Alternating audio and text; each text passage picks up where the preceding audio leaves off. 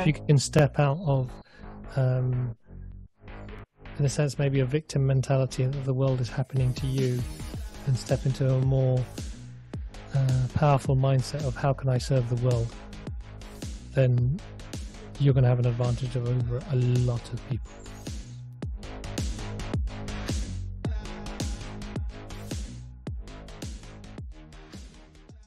Welcome to episode 4 of Uprise Talks, where every fortnight we talk to changemakers and rule breakers who have turned their backs on a corporate 9-to-5 and are instead pursuing more fulfilling entrepreneurial careers. Going beyond the PR stories of people who've built super successful companies, we want to find out why and how these remarkable people truly took their first steps on the hero's journey and what advice they can give to us. So I am very excited to introduce our guest today. Having seen the damage caused by placing the importance of money over meaning, seeing too many people trapped in their successful businesses doing work that they hate all because they think that's what you are supposed to do, Carlos Saba has decided to take a different approach. Since starting his first company with a school friend 15 years ago, he's been passionate about optimizing his business for happiness, not just profits, ever since. Now, as co-founder of the Happy Startup School, he is on a mission to help people embarking on a journey of learning how to make money, do good, and be happy with online training, coaching, events, and global community. So, welcome, Carlos. How are you doing on this beautiful day in London? I'm wishing you do more of my intros on podcasts. I try my best. What can I say? Fantastic. I'm doing well. It's a hot day today. And it's that time where I was just saying that now it'd be nice to have a swimming pool in my garden. Yeah, I know that would be the dream. That and one of those lilos and waiter service. Yeah, a little swim up bar. Yeah, that's it. Exactly. Floating there, having some on top of my drinks. That sounds like a nice thing to have at the moment. Yeah, definitely. Yeah, perfect. So I want to kind of start by, talking of people being trapped in their kind of quote unquote successful businesses. I'd like to kind of understand what your definition of what being a successful entrepreneur means to you, or, success in general, and how you think that kind of differs to maybe what we typically see as successful in today's world. So I would say my current definition of success is probably waking up in the morning and feeling like you're in the right place. Going through the day and every moment that you're spending doing whatever you're doing, feeling that's the right thing to be doing. And that for me is, I think the word I'd use there is flow. And that feeling of flow, and that feeling of like the work is just something that is effortless rather than something that I'm spending a lot of energy, both physical and emotional, trying to make it happen. Yeah, I love that. There's nothing quite like when you're kind of in the flow of just doing something that you love, and you kind of, you don't realize that the time's even going past. You're just in your zone, just getting on and loving life. Exactly. And being present. Yes, exactly. So why do you think, because the kind of statistics on the number of people who are in careers that they find actually fulfilling are pretty shocking. I think I saw it was like, was it 60% or maybe even higher, I think, of people are in jobs that they consider, unfulfilling. Why do you think it is that so many people are kind of trapped in these careers that they don't find meaningful?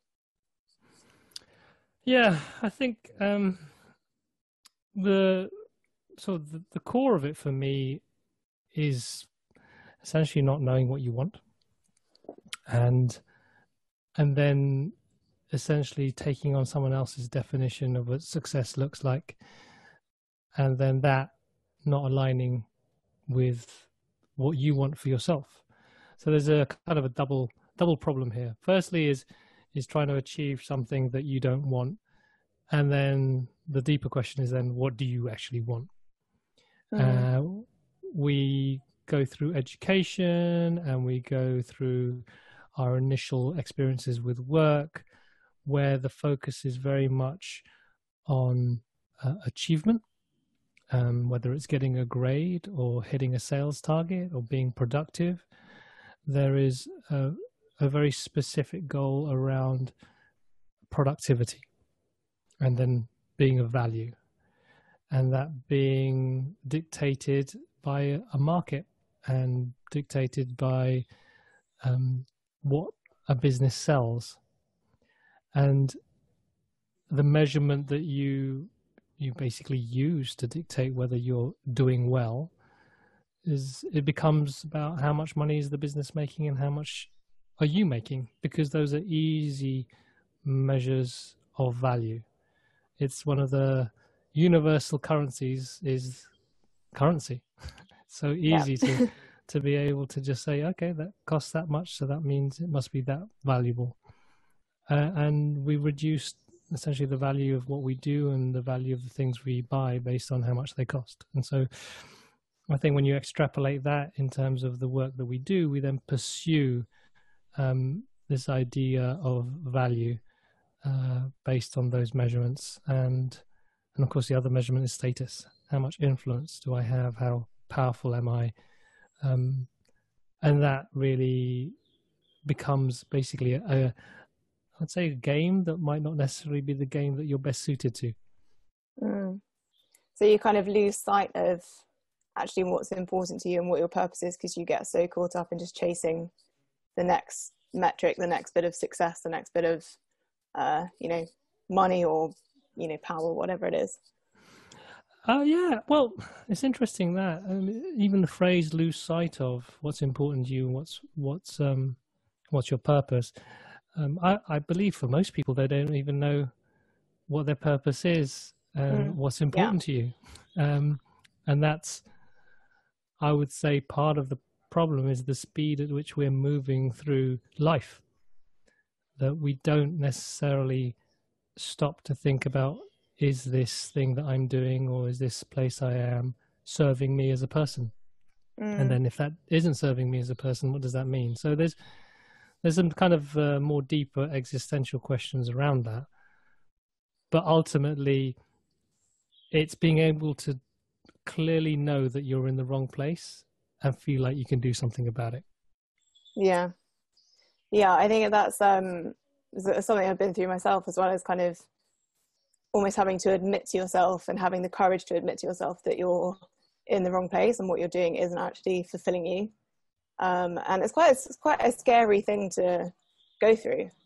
What would kind of be your advice to people who maybe feel like they're in the wrong place at the moment and don't really know what they do want to do, and they maybe don't know what their kind of purpose or passion is? I think the most important thing and the most fundamental thing when you find yourself in that position, firstly, just be nice to yourself. Don't beat yourself up about, oh no, I've wasted this much time, or oh no, I don't know what I'm doing, or oh no, someone's doing something better than me. Stop that and just be nice to yourself and say, okay, this is where I'm at. Accepting that you got there for whatever reason, and then making some intentional decisions to spend time pondering, thinking maybe about what is it you really want, again, without trying to force it. And it isn't a race to find out what your life's purpose is, but I think to be aware that something isn't right, so it's worth thinking about. And then thinking about what could you try? What's worth having a go at? Because if the thing that you're doing now isn't floating your boat, then trying to keep on doing that isn't going to help. So what else could you try out that might point you in another direction, that could bring some more information? Because you're not necessarily going to find your life's purpose in a weekend or working hard at it. But I think if you open your mind to possibility and and serendipity, putting yourself in places that you might not have put yourself in before, and then see what happens. And that's why, I can kind of see that a lot of the events and kind of, almost retreats that you run is, you're kind of taking people out of their comfort zone and putting them, back into nature and giving them space and time and, people to do that with. Is that kind of the thought process behind, putting them in the middle of the Alps or, wherever you're going to kind of get them out of their rut almost? Yes and no. I say on one hand, getting out in nature, basically getting away from your day-to-day where your habits have control over you. Putting yourself in a place where you have no set routine. There's essentially, you're in a place that you haven't planned to be, or you don't know how to behave in a sense. There's no, get up at this time, do this at this time, that you mindlessly go through. So whether that's at summer camp in a field in East Sussex, or whether that's climbing up the mountains in the Alps, if you're not used to that, that's a whole new place to be, which means it lights up different parts of your brain that have been asleep for a long while because they've been autopilot.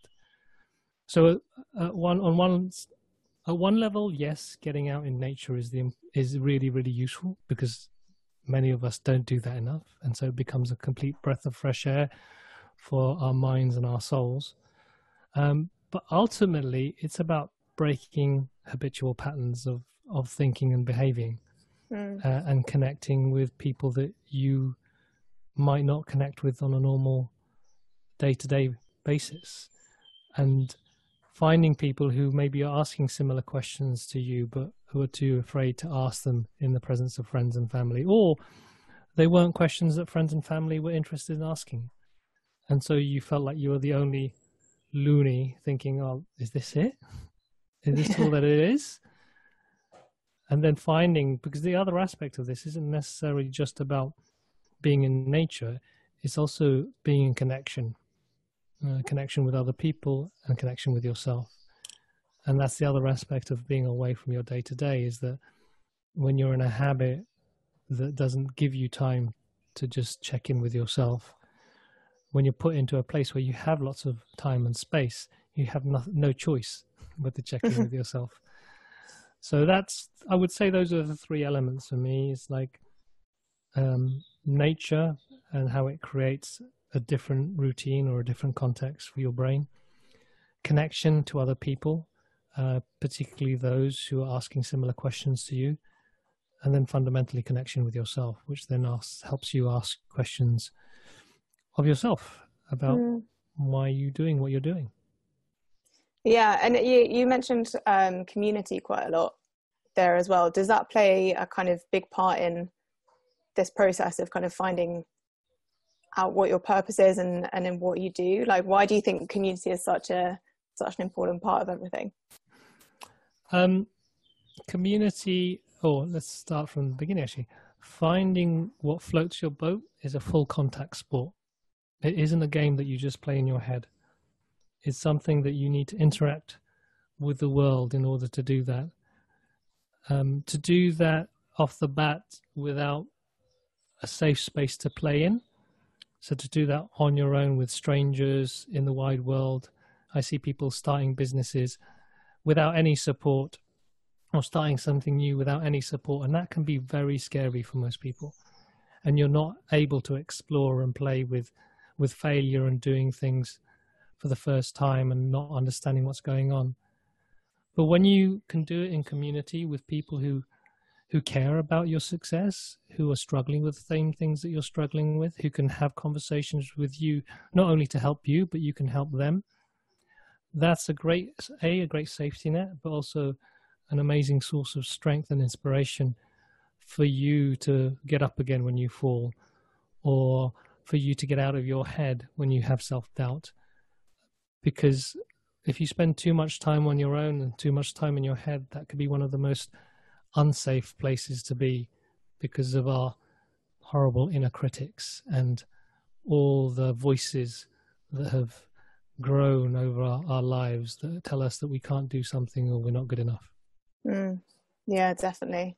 I think that's something that maybe quite a lot of people don't really think about, is when you're going on this journey, it's obviously a very personal thing. So I think our natural instinct is to kind of internalize it and think, oh, I have to figure out what my purpose is and no one else can help me. But actually, I guess part of it is just having a curiosity and talking to other people about what they do. Like if you think, oh, I'm kind of interested in this, you know, go and talk to someone about what they're doing if they're doing that, and you can kind of, it's kind of like that exploratory sort of process.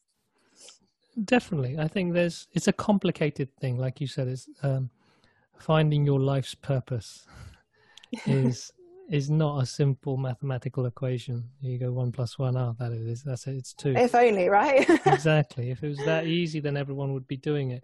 It's a human challenge. And it's because of that, it's very complex. We are complex beings, and complex solutions more often than not come from collaborating with others and developing ideas with others. I think the other aspect I'd like people to maybe think about when they're thinking about purpose. For me, purpose is doing something that is beyond yourself. So if you're trying to think about your purpose, you can't just be thinking about it on your own, because it's supposed to be something that you're doing beyond just you. And that's why it's important to engage with the world and important to engage with other people. Yeah, massively. And I suppose part of what you kind of talk about is, I think I saw a quote somewhere where you'd said, founders will flourish only when they're able to understand themselves better, which is a bloody brilliant quote, by the way. I'm going to be stealing that one.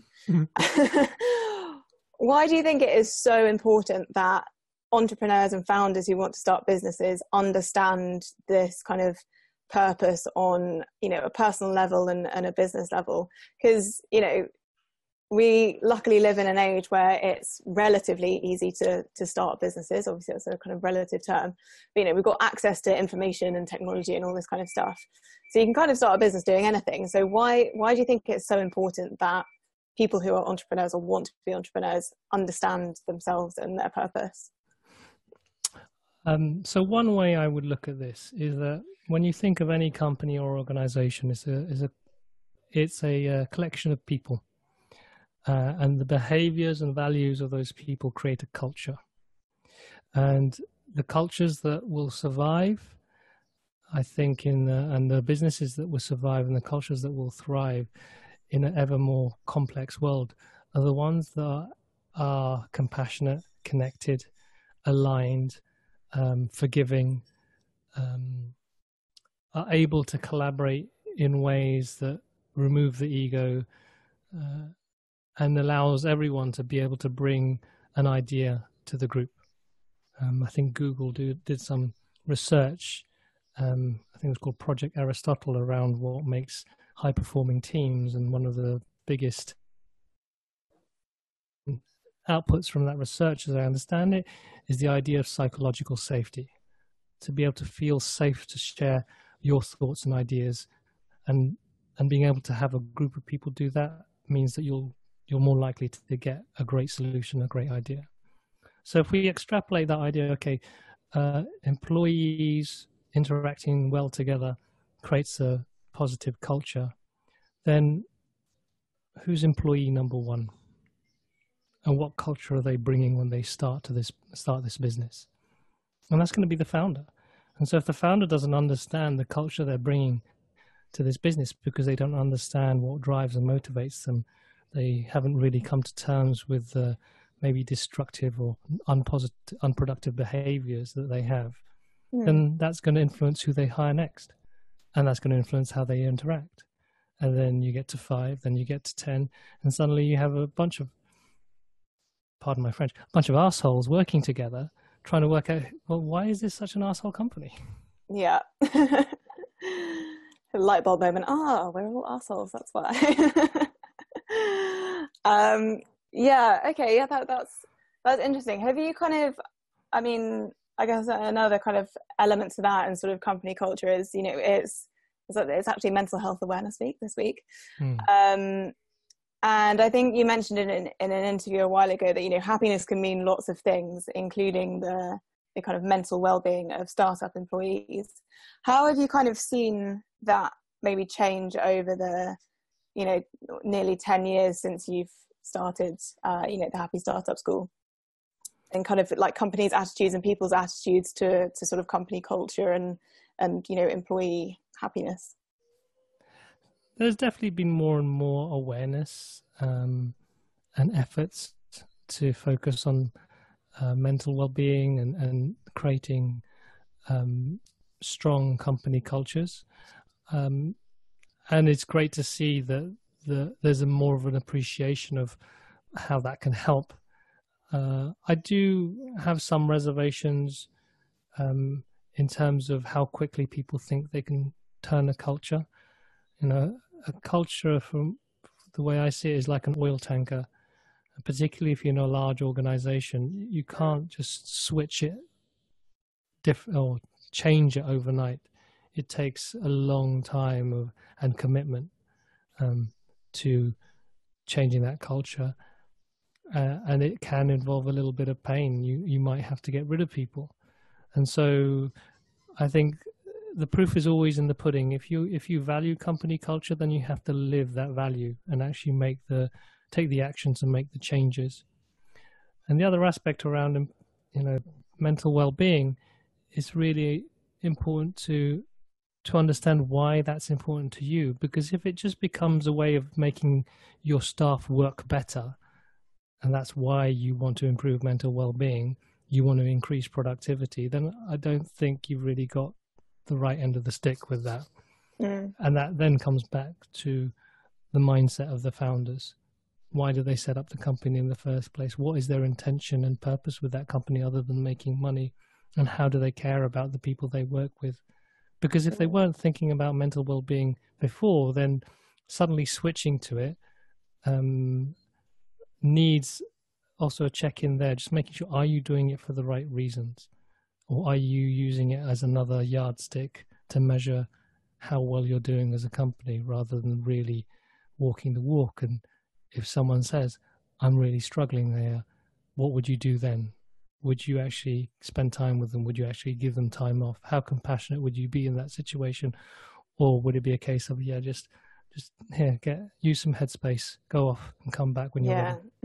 Exactly. And I think people can see through when it's almost, you know, that very kind of surface level. Oh, we'll give everyone beer on a Friday and yeah, here's headspace, go and meditate. I think people like to think those are kind of quick fixes, but actually people can see through that in the long term. And actually it reminds me of I did an episode recently with our episode with Tony, talking about kind of company culture and how companies can need to align their values with the values of, you know, the people who they're hiring.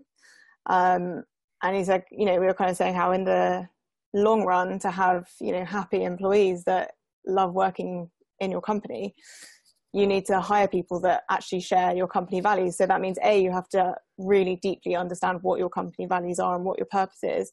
And B, you have to be able to understand, you know, how you can find those people that share your values and whether they genuinely share your values or whether they're just telling you that they do just to get the job when they come and interview. And that's an interesting challenge there, because how do you know? How can you tell within an interview? And, you know, I'd get people to think, like, if you met someone romantically, fashion, if you're hooking up with someone and you got to know them, it's like, are you going to know exactly when you first meet them that this is the person you're going to spend your life with? Or whether this is someone who's really compatible with you? You know, you don't necessarily know until you actually see them behave in ways that reinforce those values. So it takes a bit of time. And if you're a company that's hiring fast because you need to grow quickly, then what compromises are you making there? And then the question becomes, why are you trying to grow so quickly? Yeah, I think, it's a tough question. I think it puts kind of the onus on both parties as well. I think as you know, someone that maybe wants to go and work at whatever startup or whatever it is, I think you need to be be able to also be very honest with yourself about what your values are and whether that company aligns. But then again, you know, that can be very difficult if you're, you know, if you desperately need a job, then, you know, what do you kind of, it's a bit of a, you've got to weigh up your options, I suppose. There it becomes down to intentionality. You know, if you really see that you can provide value in a company, and maybe your values don't align. I mean, if your values don't align at all, then there's questions as to why you're applying there in the first place. And as much as we need money, then, you know, there's other ways to make money, and thinking about the long-term cost as opposed to the short-term gain is definitely worth considering. But I think the thing that sprang up for me when you're talking there is, like, it's always good to have diversity within an organization. You don't have to always be singing from the same hymn sheet exactly, because then you just get groupthink and you don't get any kind of creativity, because you need some discerning voices as well. But that's where being able to have healthy conflict and to be able to have opposing views and discuss challenges and differences in opinion in a way that's productive rather than destructive. And that again comes back to doing some of that work about what is it that you really stand for, what is it you really believe, and what things do you get triggered by that make you react in ways that aren't helpful. And how did, I mean, you've obviously been on this kind of journey to, you know, finding what fulfills you in life and your purpose. And it's almost a little bit kind of Inception-like of, you know, figuring out that your purpose is helping other people find their purpose as well. Well, I mean, how did you kind of, why did you decide to, you know, take that leap and start the Happy Startup School? What was your kind of journey to that? Like, how did you come to this conclusion? Oh, it was just a random set of different events, I'd say. You know, we used to run a digital agency. We were, towards the end of that time, we called ourselves a startup studio. We were working with startups and entrepreneurs to build their apps and their platforms. That involved a lot of design and technology work, but also kind of advice at the business level, sort of thinking about branding, thinking about essentially the message they wanted to put out there and how that influenced how we built and designed the products that we were creating. And that led us to always ask the question, is like, why are you doing this? What is the message other than making money? How can we use that to inform our decisions? And a lot of the time, people didn't really want to answer those questions. You know, they had a brief, they usually had a set of features. They essentially, can you just basically be like Twitter? And can we be like Twitter and just build it the same, but have our logo on it, or just Facebook, but with a different name? So there was no real, or for many people we'd meet, there was no real purpose behind it or real driving purpose. So that was important for us. And so we spent a while talking ourselves out of work or having difficult conversations with clients, which meant that it didn't lead to very profitable products, because we found there was a resistance to this work. So we needed to find a way of actually educating our clients and even just the people who are thinking about doing startup in our way of how business should work. And for us, happiness was at the core. It needed to be a school for startups. So came up with the name of Happy Startup School. I love it. It does what it says on the tin. It does what it says on the tin. And it was really that. Yeah, that's really, I think what's interesting about the name though as well is, so you're obviously called the Happy Startup School. In a way, there's a little bit of conflict there, because I think a lot of people have this perception of entrepreneurs and startups as these kind of crazy, driven, 24/7 hustling, grinding, giving up everything to pursue this business, and it's going to make them into billionaires and all that kind of stuff. And, you know, whether they're doing kind of that or not, inevitably starting a business and being an entrepreneur is going to have some very high highs and it's going to have some very low lows. So how do you kind of balance off that element of it in your head?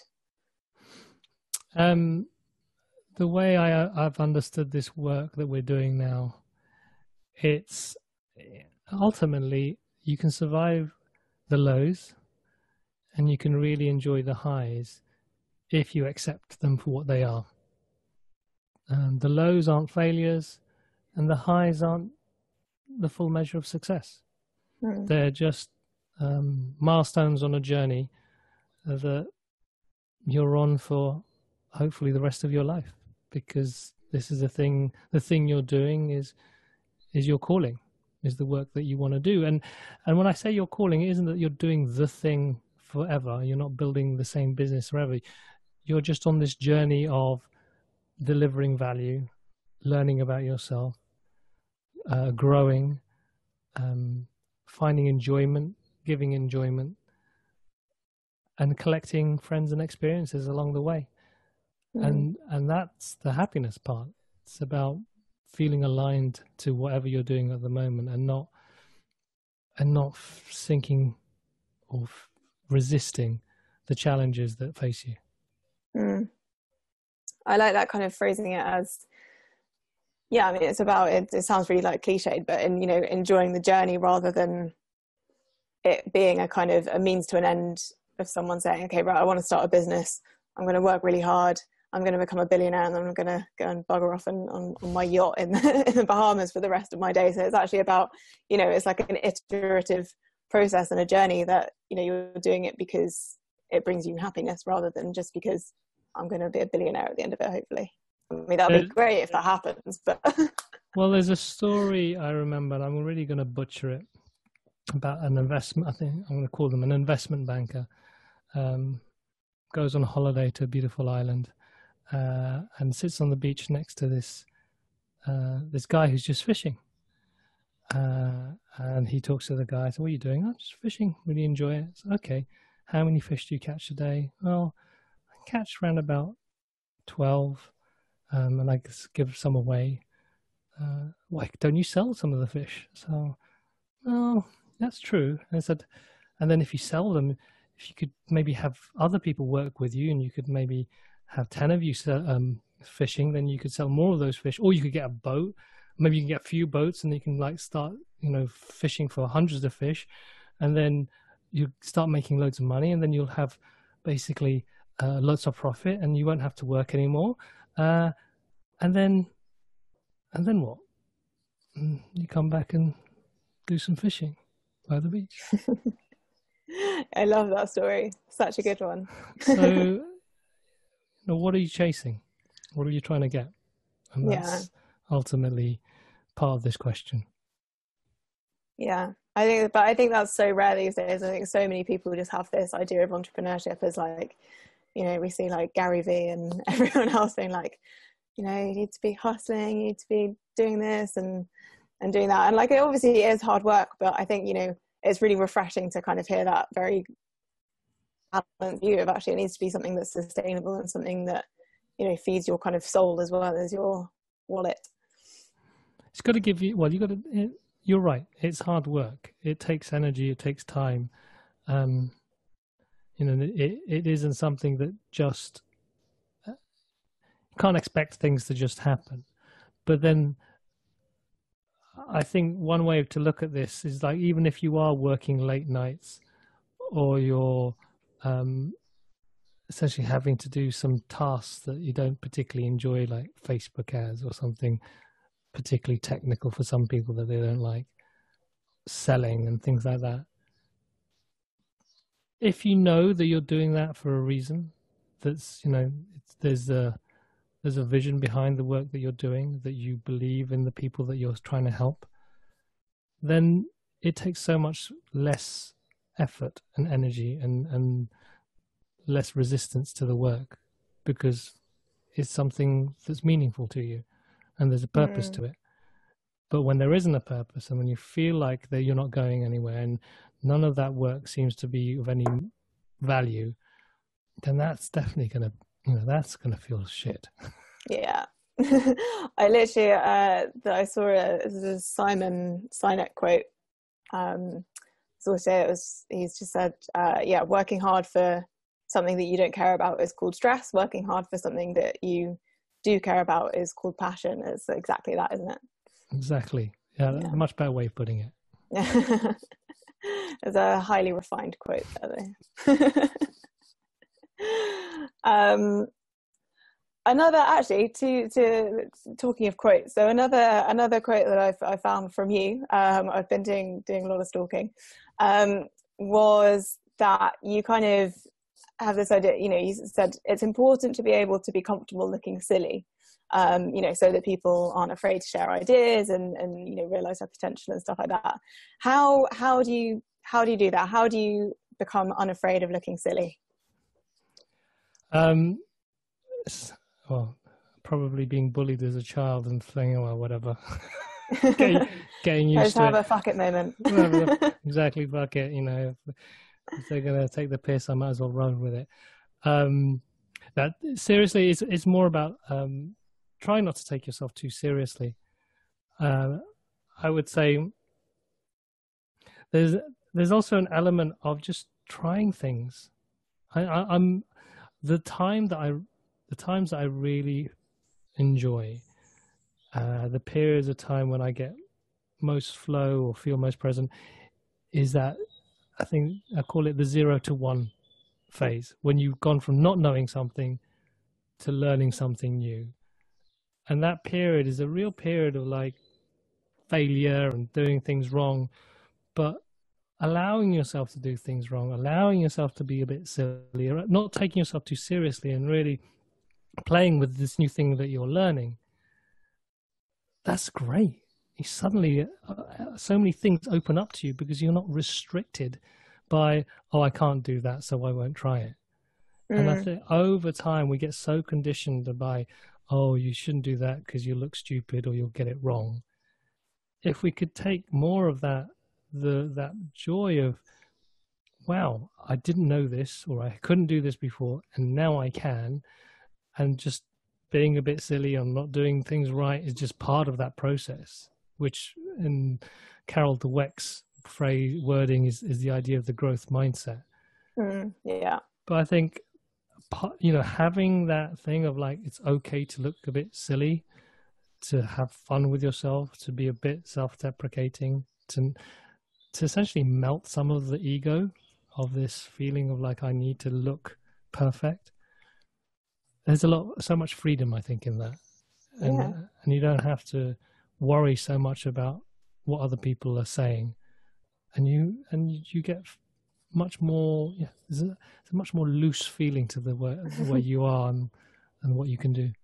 Yeah, I love how you describe it as almost being in that kind of playful state, where, because I mean, we literally did a workshop on talking about kind of mindset around failure yesterday, and we were kind of saying how, when you're a child, failing is just, you're failing all day, every day. You're learning to walk, you're learning how to ride your bike, you fall off. Like, it's just, that's obviously, like, to people on the outside, it's, well, obviously they're going to fall off the bike because they're learning how to do it.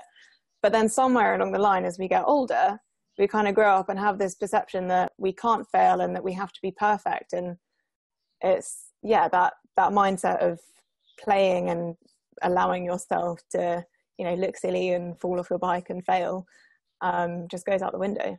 Where do you think that mindset comes from, of that kind of, I have to be, perfect and I can't fail sort of mindset?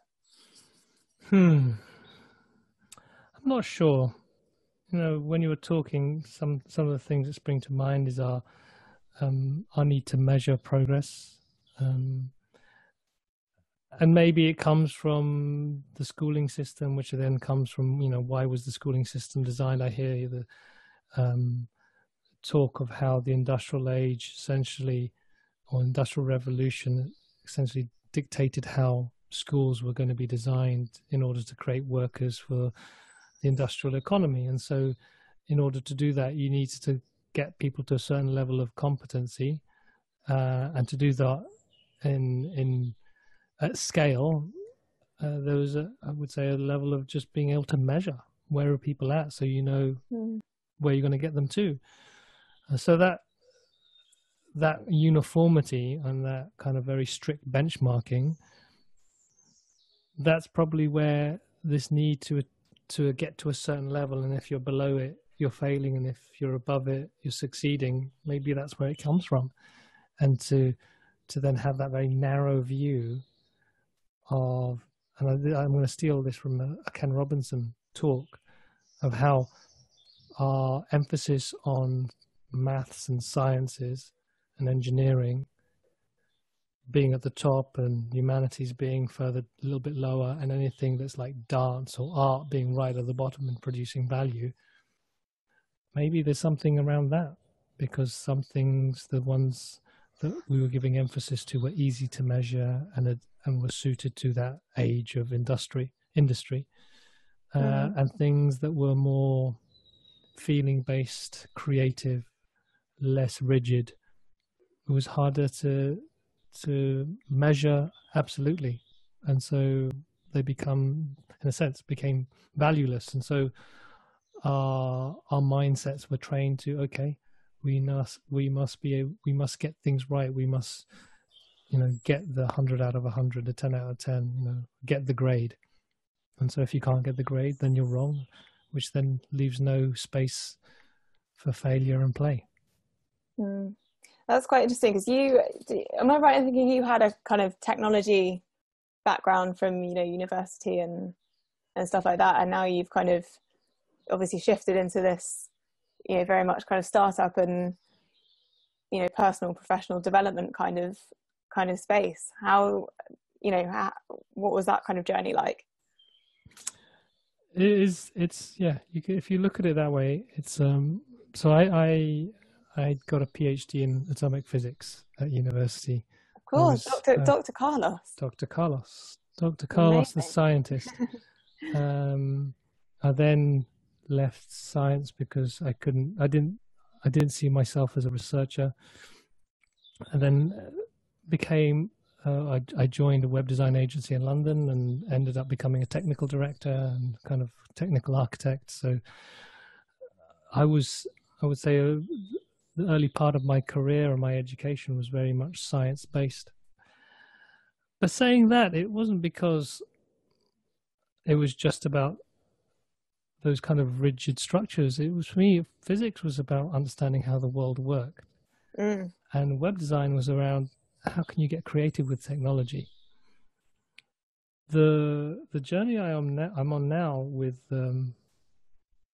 essentially startup coaching and helping founders, it's really this appreciation that you could know everything inside a textbook and execute business strategies and marketing strategies, to the T. But if you don't really know what you want, you might still be unhappy. And I remember very clearly as a teenager thinking that I want whatever job I want it to be the same as my hobby. And what that really meant to me is I just want to enjoy my work. And that's why I've come around to this. Is if I don't know what makes me happy, then how am I supposed to find work I enjoy? Yeah, I think it's for me, going through that process as well, obviously, you have to go through that school, university kind of process and make some quite big decisions when you're quite young about what you think you want to do. And it's quite scary, but I kind of always had the attitude of it of well, I'm just going to pursue things that I find interesting and I'm kind of curious about. Luckily, I had parents that supported me in doing that. And then, I actually studied fashion and textile retailing at uni. I'm now doing nothing to do with that, but it's a journey, and you just kind of have to, I think, as long as you're pursuing things that are interesting to you, you can't really go too far wrong, I think. Well, even the use of the word wrong or right around this I think can be a bit damaging for people. How are we supposed to know at the age of 18 or 21 what we're going to be doing in 60 years time, 50 years time, 40 years time? How do we even know what the world's going to be like in 10 years time? Yeah. And so to a certain level, unless you're one of those people who knew they were going to be a doctor for the rest of their lives, which I believe are few and far between. I'm very jealous of those people because they know Yeah, exactly I was literally about to say. But I don't think many of us knew that, or even know that now, what we're going to be doing, what's going to happen. But like what you did, I think at least tuning into what interests you. But not only that, what will you commit to? Because I think that's the important thing, is if you're going to take a choice, even if it's a degree, really thinking about, A, am I going to enjoy this? And B, is this something I'd love to commit to? What is in it that I would commit to? And I think more often than not, we don't do the stuff that would really bring us joy and knowledge and understanding because of external influences, be they parents or fears of how I'm going to be employed in the future.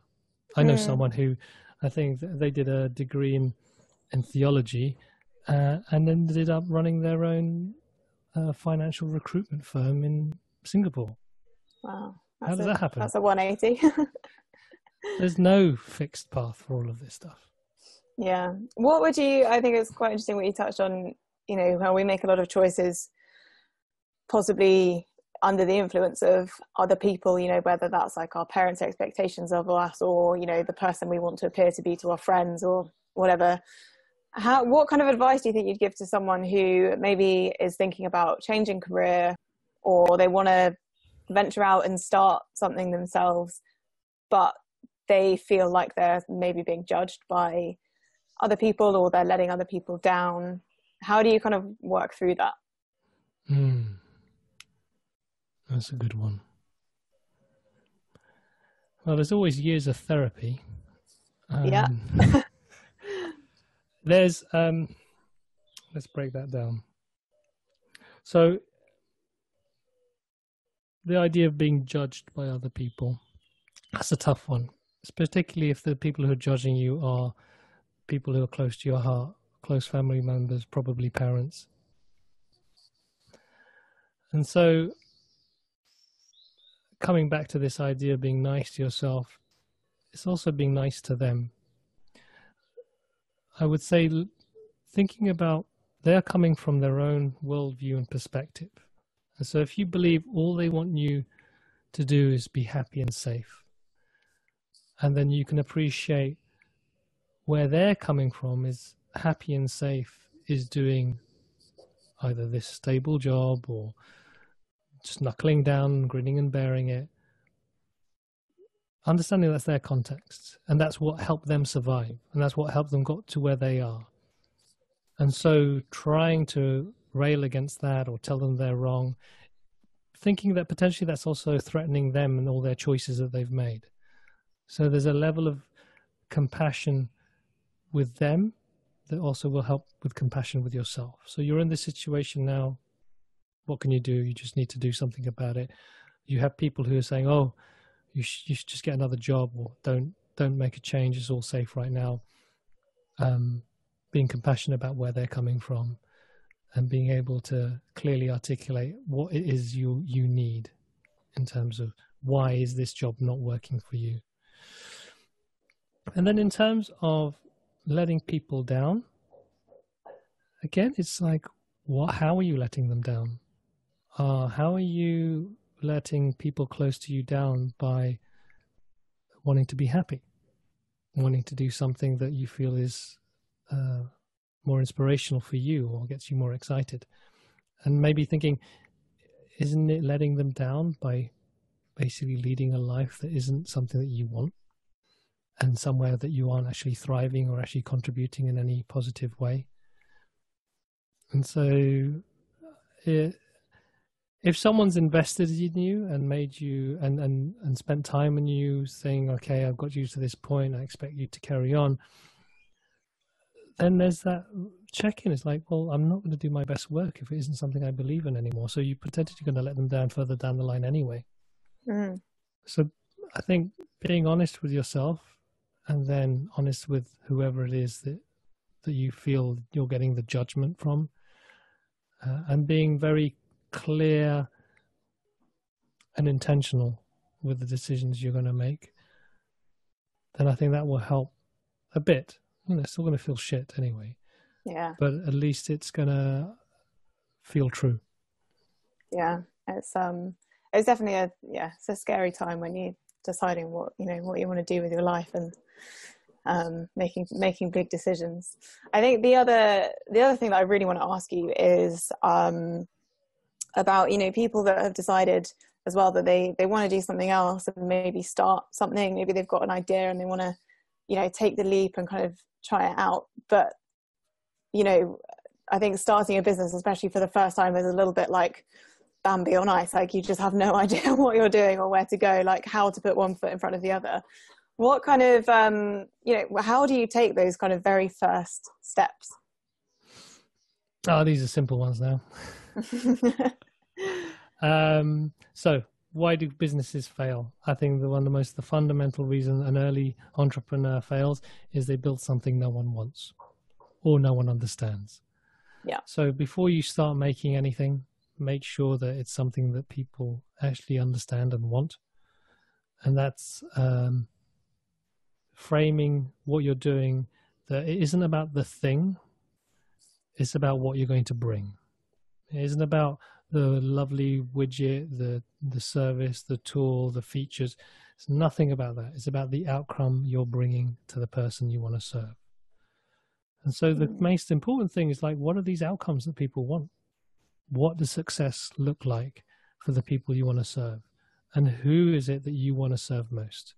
Who's going to value what you are, or the vision that you have for them? And what are the values that connect you to those people? And so there's very much in the early stages, and the early days, is having these very simple conversations that allow you to get a sense of this idea that you have, whether it's actually something that's needed or wanted in the world. And having those conversations in a way that isn't that, oh, this is my idea, do you like it? But more about, everyone will tell you, yeah, it's great, go and do it. Yeah, exactly. It's great, it's fantastic. Yeah. I love it. But if you can reframe, all right, what is this idea about? What is it trying to create in people's lives? And then talking about that outcome and talking about their lives and what's important to them, what's important to them around this outcome, what other things are going on for them in that area of their lives. And that will be so much more beneficial than just spending 6 months locked in the room trying to make something and then trying to flog it. Yeah, I think it's that's so important to kind of understand the bigger picture and actually the real problem that you're trying to solve, rather than just saying, hey, I've got an idea for a really cool app that's going to do this, this, and this. Thinking about that bigger picture and, okay, this is how someone's going to use it. This is the deeper problem that they have an issue with, and this is the problem that I can solve. So it's almost kind of flipping it on its head and thinking about the problem before the solution, and understanding that before you come up with a load of ideas. It's like that, what's that quote from Henry Ford, who was saying, well, if I asked my customers what they wanted, they'd have said a faster horse. Yeah. It's like that understanding of the problem and then thinking of how you can really solve that problem, rather than just looking at things on face value. I would say, even at a very practical level, it's very easy to build stuff. It's going to be a lot harder to sell it. So what you're trying to do early on is, how can you make this sales process a lot easier? Because when you know the language and the goals and the needs of the people that you're trying to help, then you can gear and design the product and service to suit that language. And then selling is going to be so much easier. You don't have to do the hard slog of trying to rejig or reconfigure or redesign everything that you've done so far, because it doesn't fit the person's worldview. Yeah. It's like you need to start with the easiest MVP you can possibly find. And how did you, what did the early days of the Happy Startup School look like? Because I read somewhere that you basically started, it was a kind of meetup group above a pub. Yeah, well, the first thing we did was create a manifesto.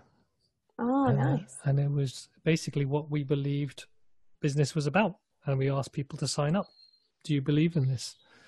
And if they signed up, then it meant, okay, these values that we have around business make sense. And then the next stage was, okay, let's have conversations with people. So we had the meetup and we started talking about our thoughts around innovation and company culture. Because at the beginning it was about, positive company cultures, having read Zappo's story. Delivering Happiness. Delivering Happiness. That is a brilliant book. I love it. That that was a big influence at the beginning, as well as the lean startup. Is like, how do we combine these two concepts together? And so we, rather than make anything or build anything, we just did talks and workshops and had conversations with people. And then over time, we saw what people were struggling with, and we saw the challenges they were having with existing tools, and we saw the challenges that they were having with actually deciding on the idea that they want to build and understanding who it is they want to serve. And that started to inform us what we believed was important, which was, how do you start thinking about purpose in your business? How do you break that down into a set of exercises that can get you thinking in that way? And that led us to essentially selling our first ever online product, which was our Happy Startup Homeschool. And we had, I think, 100 people pay $200 each for that first ever course. And that was essentially, that was the equivalent of doing a 6-month project at the time for the web design agency. Wow. So you were still doing, this was still kind of part-time while you were working at the we were still doing the agency, and we were doing the Happy Startup School as the side hustle. Wow. That's so cool. And it's just obviously been plain sailing ever since. Oh, yes. Yeah, we just did that, and basically overnight success. Easy. I guess to wrap things up as well, I mean, obviously we're living in very challenging times at the moment. We're in the middle of a global pandemic, and goodness knows what the future's going to look like. How do you think, what do you foresee the main challenges for entrepreneurship and people working in fulfilling careers? What do you foresee the challenges being now and in the aftermath of everything that's going on? It's really hard to say. I think from what I've seen and read, there's a lot of doom and gloom out there. That's the news for you. Contracting economy, job losses, redundancies, businesses closing down, higher unemployment. And so I think one of the first things I would say that people if you're going to think of doing anything, is to manage that fear, manage yourself, given all the negative news that's going out there. And to bear in mind, in every period of uncertainty, there's always opportunity. And you don't necessarily, if you don't hold on too tightly on how quickly something is going to grow, or how your business is going to develop, or how much money you're going to make, but really just go to basic fundamentals. How are you going to help people? Because people are still going to need help. And money will still circulate, and people will still pay for stuff if it's going to help them. So if you can keep your eyes open, mind open to different ways that you can help, be really clear about where you get energy and understand what those strengths are that you love to use, and then combine those and just go out into the world and just talk to people and see what's needed. Yeah, turn the challenge into a positive rather than negative. I mean, a lot of I've heard a lot of stories of businesses that were essentially born out of the 2008 financial crisis. There's always going to be that opportunity, but as you said, it's, I think, managing that fear. There's a lot of people that are, I think, sat at home very worried about what the future is going to look like, but if you can see the positive in it, then I was going to say that's going to be your unfair advantage if you can manage the fear. Yeah. If you can step out of, in a sense, maybe a victim mentality that the world is happening to you, and step into a more powerful mindset of how can I serve the world, then you're going to have an advantage over a lot of people. Yeah. I love that. Wow. I feel like that's a very powerful note to end on. Perfect. Well, thank you so much, Carlos, for your time. Tell everybody that is listening how they can find out more about you and what you do. So the best place to go is to our website, thehappystartupschool.com, and also subscribe to the podcast. If you go to a happy, all one word, ahappy.link/iTunes, you'll be able to register to our podcast on Apple Podcasts, or ahappy.link/Spotify, and you'll be able to get us there as well. Amazing. Awesome. Well, thank you so much for your time, and I hope you enjoy that paddling pool. Pina colada on the side, maybe. It might be a pina colada and a hose and the kids. Nice. So British. Can't have any conversation without starting and ending with the weather. Exactly. Thank you very much. All right. Thanks, Carlos. Take care. Thank you for listening to episode 4 of Uprise Talks. If you enjoyed listening to our podcast, please remember to hit subscribe and also give us a rating review in the App Store to help other people find us. We also have some really exciting news. You can now sign up to our weekly newsletter to receive additional content and invitations to free online interactive workshops. To subscribe, just head over to our website www.uprise.academy. That's www.uprise.academy, ACADEMY, and scroll to the bottom. See you in the next episode.